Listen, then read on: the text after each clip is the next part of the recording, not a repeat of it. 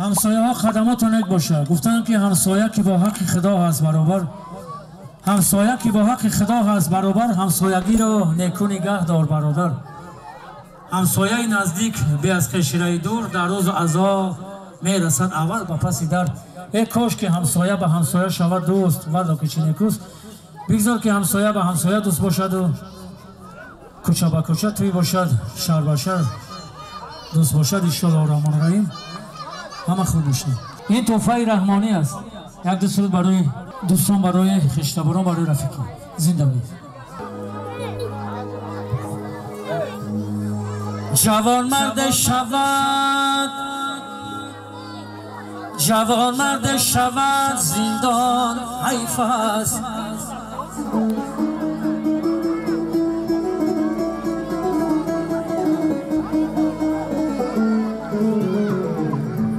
جوان مرد شود زندان حیف است، با مردی سنگدل وجدان حیف است.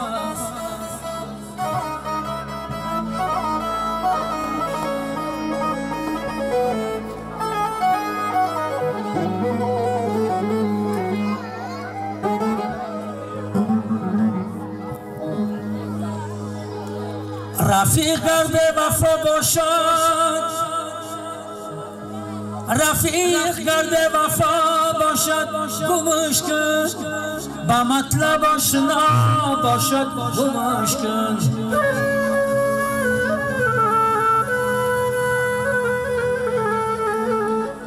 رفیق گرد وفا باشد گمش کن، با مطلب آشنا باشد گمش کن.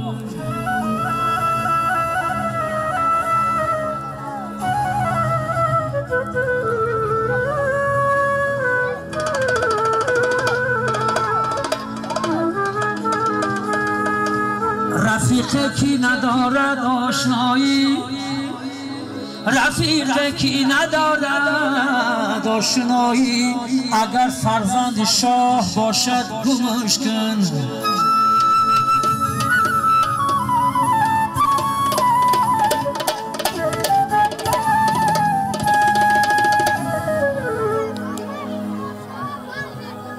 نشیند با کس و ناکس به هر جای،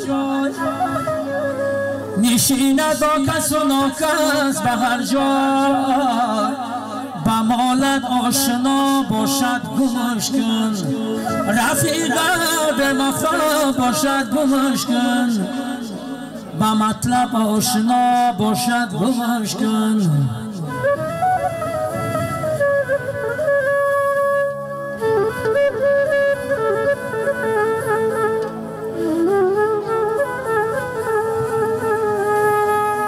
مادرای مهربان زنده باشید.